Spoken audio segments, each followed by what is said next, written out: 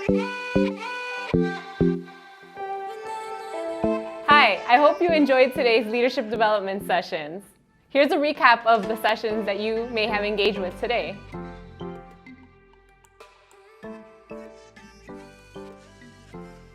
We know that skills demand are shifting, with higher demand for technology. Today, technology is so embedded in everything that we do.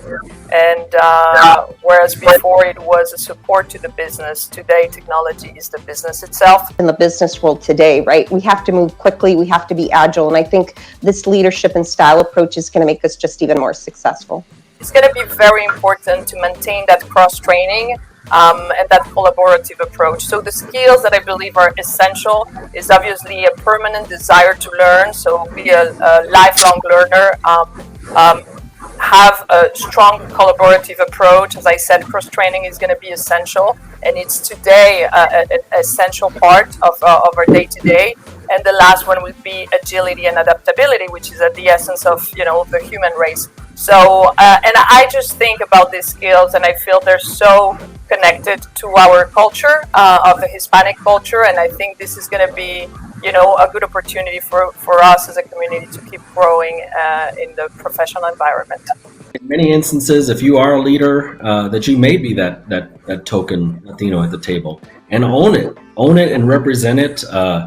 Speak on behalf. I think that's what we want. That's what we have these types of organizations for. We're trying to develop people that are showing everyone else who we are, what we can do, the depth of our experience, and the depth of the variety of our character that not everyone may have exposure to.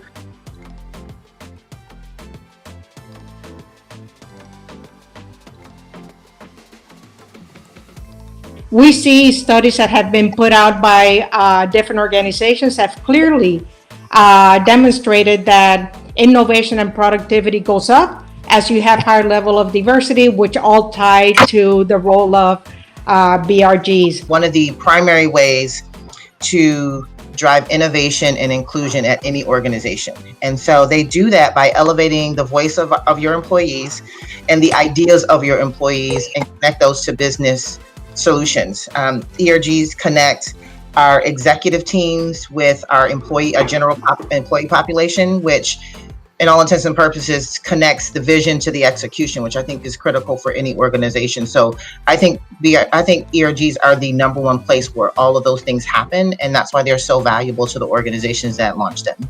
And we really wanted to drive allyship because we want people who are also not, who are white, people who are of different sexual orientations to be part and to speak that narrative and help bring some of these issues to light, right? To understand them and be able to empathize. Sure, similar to what Nate said, I think part of it is getting people to be able to engage in the conversation.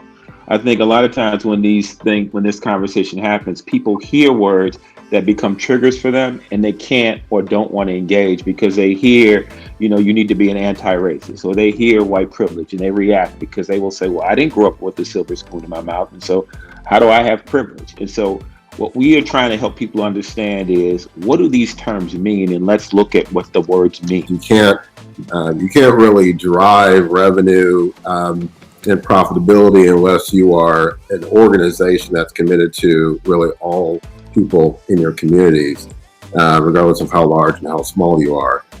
So when we think about accountability in terms of where it really starts with, at the top of the house with the decision maker. Our Global Chief Diversity Officer, Trish Smith, always talks about granting grace at the beginning of these conversations, about allowing yourself to be open and vulnerable and to share so that we can all learn from each other. So we've had quite a few of these conversations. We've actually brought out outside voices to speak with us and share. We look forward to seeing you tomorrow.